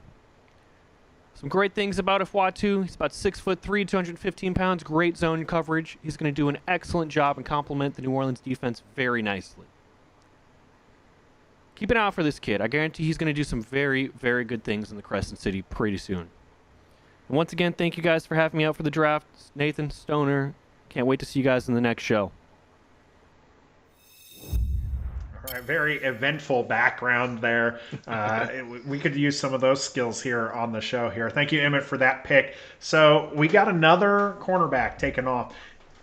Is this just that deep of a draft that we're seeing the defensive backs being taken so heavily in the first round? Yeah, this is definitely, like we talked about earlier, this is a quarterback, receiver, offensive lineman, cornerback kind of draft. There isn't much else drafted in the first round here. So he's a perfect fit for the Saints. The Saints are another one of those teams that every year I expect them to go 3-13, and they just keep rebuilding, keep bringing in guys that fit their system, and he's another guy. They need defensive help, that's for sure. So good for New Orleans getting a cornerback there. Definitely a team that really makes fans realize that the cap numbers don't matter. Don't matter. Every year they find a way to get back under. They were $50 million over, I think, this year, and managed to get back underneath the cap. So pretty impressive there. New Orleans, Emmett's pick, Ifeatu Melifonwu. If I pronounced that wrong, nice. I'm 100% certain I did, but we tried our best. 100% certain you did? Pronounce it wrong. Oh, pronounce it wrong. Yes. Right. Yeah. So moving on to the 29th pick, it's Green Bay with our buddy John. Hey, what's up, Nathan and Stoner? It's John with your 2021 Green Bay Packers NFL draft pick. This year, I'm running the show and I'm doing things differently. We've gone far too long without picking a number one wide receiver. In fact, we haven't done it since 2002.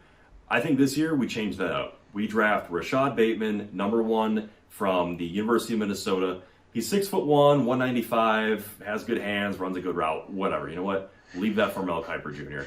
I'm going to tell you right now that after Devontae Adams, who is a good wide receiver, he is a true number one. But after him, we've got no production from our wide receiver core. We've got guys like Marquez Valdez-Scantling and Equanimeous St. Brown. These aren't names you're going to get excited about. These are names that are going to score you more points in a game of Scrabble than they will in an NFL football game.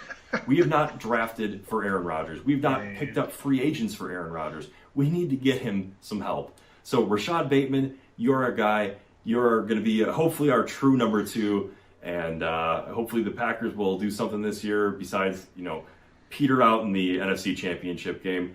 But you know what? I bet you they do better than the Washington football team. I got $5 grand on it. All right. Do you still have the $5 grand, or does he have the $5 grand? I think he still owes me way more than $5 grand. He owes me like $5 rands from all the bets I won. All right. Well, and how much is $5 rand worth, by the way? Probably now it's probably like it was like a quarter before, I think. Yeah. So it's not very much. Some old AFN Ramstein, the regional news bureau, fun there with our buddy John. Taking Rashad Bateman. This is a wide receiver that I liked. I think that this guy can. He said leave it to Mel Kiper. I'm gonna speak on behalf of Rashad Bateman here. That yes, he does run a good route. Like this is somebody, and that's what I like coming out. There's two things when you're looking to draft a wide receiver. To me, you want somebody who has game time speed and somebody who can create separation. To me, that's what I like to see coming out of college. Rashad Bateman can, has that that ability to run those routes. And so I think that he'll be a solid pickup for Green Bay, needing some offensive talent, needing something to get Aaron Rodgers back into the Super Bowl. We'll see if this is what takes them over that hump. Next on the clock, we got Buffalo, your pick at number 30.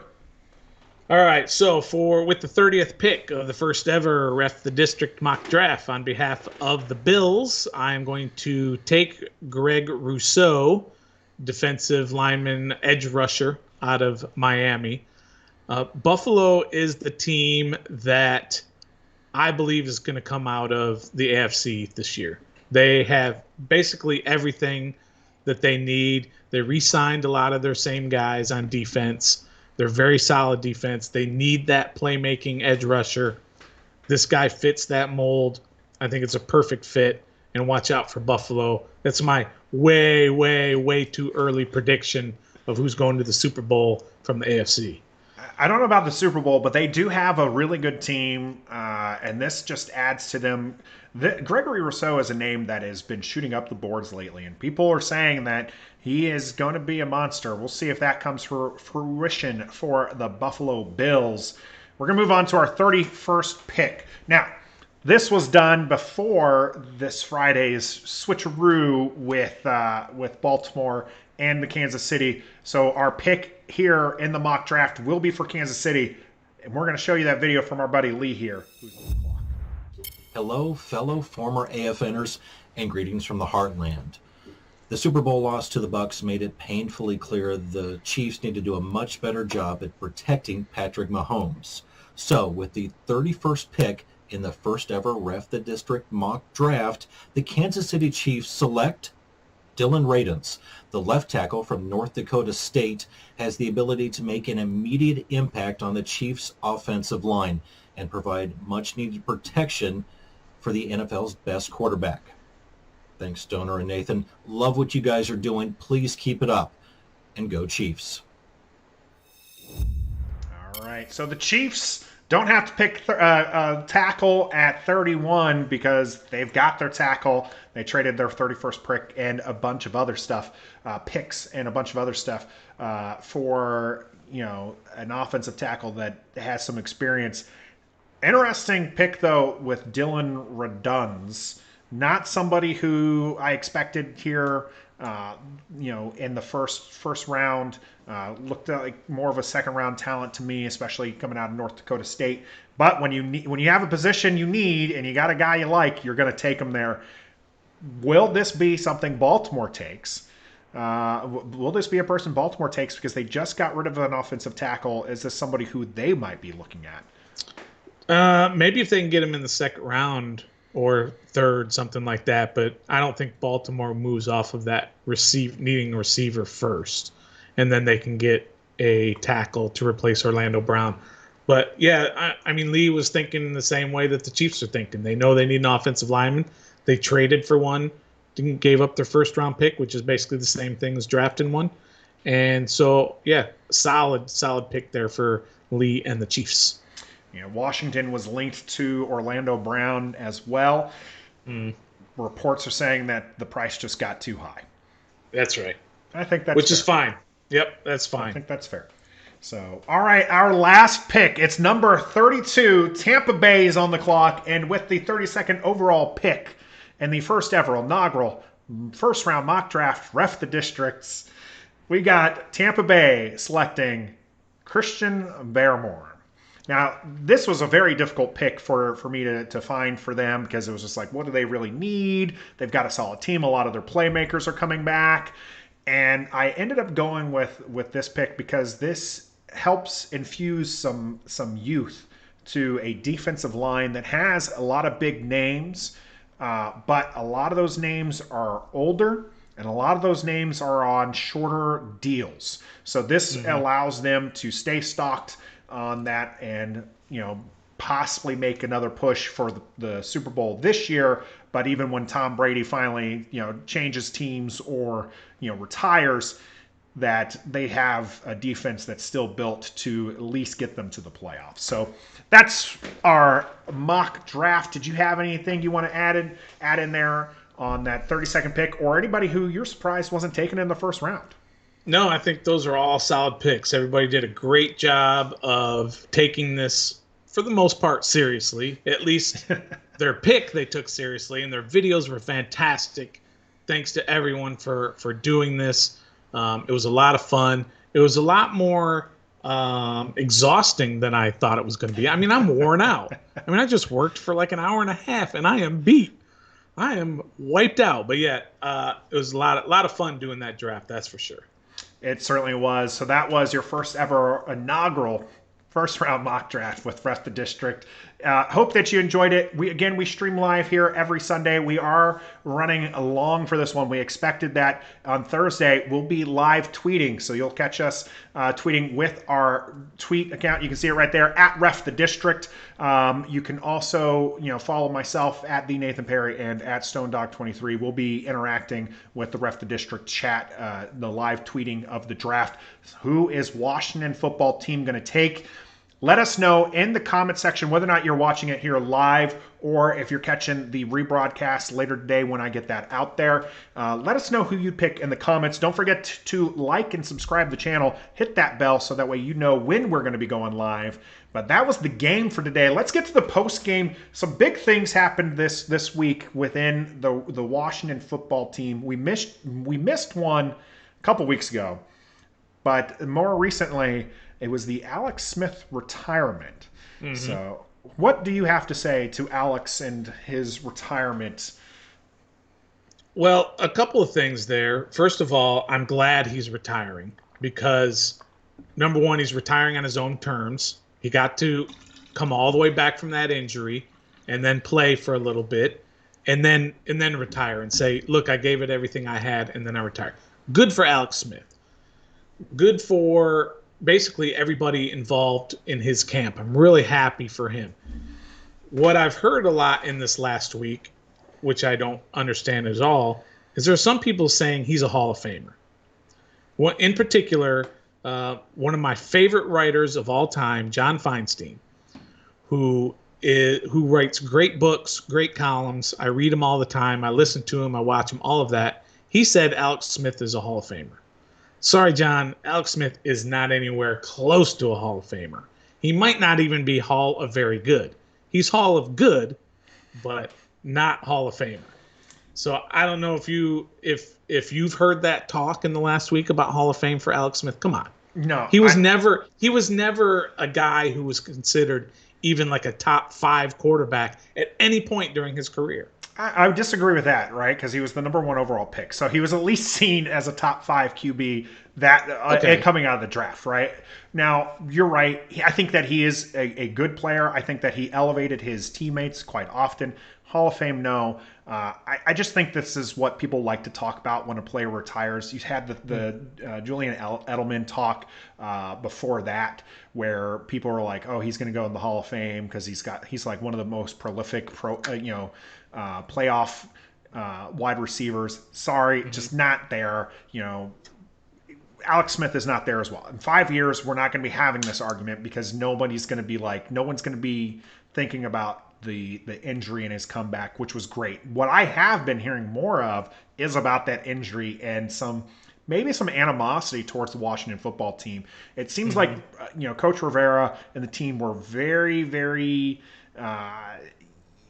cautious about wanting to put him back in, and they were putting him through the rigors. And Alex, a veteran, kind of saw that as a slight because it was like they're trying to break him is kind of what it came out to be, and apparently the doctor agreed.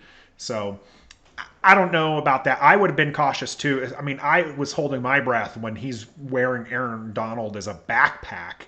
In his first game back, I would have been nervous, because you don't want this guy came close to death, and you don't want to put him in that position. It's not. I don't think it's a slight. I think it's that they care about him as a person, and they don't want to put him into a position where, he loses life or limb again. And obviously his leg has not recuperated. That's why he's not picked up a team, and that's why he's retiring. So best of luck to him. Yeah, and injury aside, they didn't want to play him because he wasn't good enough, but they didn't have any choice. That's what the position they were in with their quarterback situation. It was the Steve Sim Jr. of the QB position. If I had anybody else, I would play him. That's exactly this is what right. Rivera said about Steve Sims Jr. is at catching those punts. I don't know, man. The guy was 5-1. I know wins. QB wins don't really exist. Wins are a team stat, but there was something they were doing with him under QB that wasn't being done with the other QBs. And even though his stats weren't great, even he was having, turnovers that Dwayne Haskins was having, something was happening there. The defense was just playing at a better level, whatever that was. I would appreciate, it sounds like maybe those bridges have been burned, but I would appreciate if Alex would come back and take a mentorship role within the team. I don't know if he's going to head to the booth or if he's going to go the coaching route, but a lot of players like to do the coaching thing after the fact. I would love to have him come on be like a coaching intern for Washington football, because I just think that he brings something to the table that you want to be brought to the table. So we both agree that he's not a Hall of Famer. Would you put him in the Washington football team Ring of Honor? Fame? No, I would not. I mean, he didn't do that much for the team. No, he might have played in 20 games. He did help the team make it to the playoffs this last stretch, so he's a big part of that. It looked like when they were 6-3 that they were possibly going to make the playoffs that year, but most of the time that he's been with Washington, he's been injured. Understandably, that leg snapped, right? So very brutal injury to him. So no, I wouldn't put him in there. I think fondly back on the time that we had with him. I think that his comeback story was amazing, but he doesn't belong in the Washington ring, and he doesn't belong in the Hall of Fame. That's correct. And also, did you see Jordan Reed had to retire because of his concussions? And when you think of Jordan Reed in his time here, we thought of what an amazing talent he was, and then you go back and you look at his stats, and they were not very impressive. He was always hurt. Yeah, he had a couple of years where it was. I think the reason why there's a disconnect there between his stats, Jordan Reed's stats, and how we remember him, is because he just had these amazing catches. Against Green Bay, that snag out of the air, that one-arm snag that probably was going to be a pick six if he doesn't do that, if he doesn't have the ability to take that. Jordan Reed is going to be one of the greatest what ifs, maybe not greatest, but he's going to be up there in like a top 15 what if for Washington as far as players that if they could have just stayed healthy, what could they have done? I think it's very smart for him. Very similar situation to Alex Smith, and then the injuries just piled up. And he came back. He did what he could with San Fran. He made an amazing catch there too, where it was just like right off the ground, still showing that pass catching ability. But the concussions were just piling up, and that's something you don't want to mess with. So appreciate what he did. Probably also not going into the Washington ring for me. Nope. But a great talent that we'll never see fully realized because of those concussions. So now Washington this was a few weeks ago, some excitement for a tight end pickup. So a lot of people were confused by this when they picked up Reyes, because he's technically a rookie. So people are like, how are you able to pick him up? Why wasn't it? It's because he's part of the international player program. So Washington saw him and was just like, no, we don't have to worry about Trey Lance. We got another guy here who has stats that are comparable. The guy is a monster, just 6'6", very built guy. I'm jealous of his abs. I got scars from all my surgeries now. He's got just rippling abs, looks like a beast, runs like a beast. Are you excited about Reyes? No, I'm not. I'm not excited about him. I mean, he's intriguing, but I mean, how often do these stories work out? So I don't think anything's going to come of it. He's Thaddeus Moss 2.0 in terms of a tight end we signed off of the trash heap, and everybody got really excited about it. That's what he's going to be. We're all going to be excited about it. Nothing's going to come of it. He's probably going to get cut in training camp. Okay. Hashtag Yeah. fan, not a GM. Yeah, fan, not a GM. Because I think you're off your rocker. I don't think this is a Thaddeus Moss situation at all. I don't know that it's going to be Jimmy Graham or Antonio Gates, where this is who's a Tulane basketball player. Making the switch to tight end for the NFL is a huge gap, right? I think there's enough there that I think enough teams were excited about him as well that there's a reason why we went ahead and we signed him to a deal. He's got a great story. He's here in the DMV. He was doing deliveries just to try to make ends meet for him and his family. He's excited to be with Washington, and I love hearing that. I love hearing when players want to be with Washington for something other than money. Because that obviously early on, Dan, the Fan Snyder years, it was like, yeah, I want to come to Washington because they're going to pay me, a lot of money. We want players to come here for the right reasons, and I think that this is somebody who's an intriguing prospect. I think that unlike Thaddeus Moss, I think that this is a player who might actually sniff the field this year. I don't know that he's going to be again this one of these players who years down the road we're talking at like a Hall of Fame level with Antonio Gates, but I think this is a player who can make a splash for us. I think that if he was really at Kyle Pitts level, like he's testing on the athletic scores, then he would be, he would have been a tight end for Tulane or somebody else and not just playing basketball. So there's a reason why he was playing basketball or over football. Glad he's making the switch. Happy to see what he can do for Washington. And we'll see as we get closer there. And that's really it for us here at Washington. Wait, before you close, I want to bet $1. Okay, we got a dollar bet. Or okay. five rand. 5 rand, even less than $1. Okay, no, it'll be $1. I say he doesn't make the roster coming out of camp. Okay, now I want some clarification. You said he's points. got some playing I think he time. might get some playing time. So you don't think he makes the 53-man roster? Is that the or do you, because does practice squad count? Because he's at least making to the practice squad.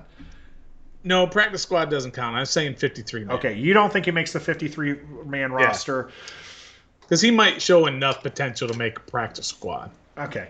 I will take that dollar bet. We'll see how this pans out. If you would take that dollar bet, let us know either at our Twitter account at Ref the District or here in the comments. We stream live every Sunday, so go ahead and hit that subscribe button and that bell so that way you know when we're going live. Had some technical difficulties today as the Stoner is abroad at an undisclosed location. We'll get him back here in the DMV very soon, but we're going to keep broadcasting. We do re-air these later on in the day, so you can catch that rebroadcast. Kwame is in the chat. Thank you, Kwame, for your pick. He says, great show, Kwame. Love it. We love your stuff too, and we wish you all the best. And really, that's all I got here for Ref the District, unless Stoner's got anything else for us. Good go. Let's get out of here. I'm going to bed, man. All right, so we're out. Have a great...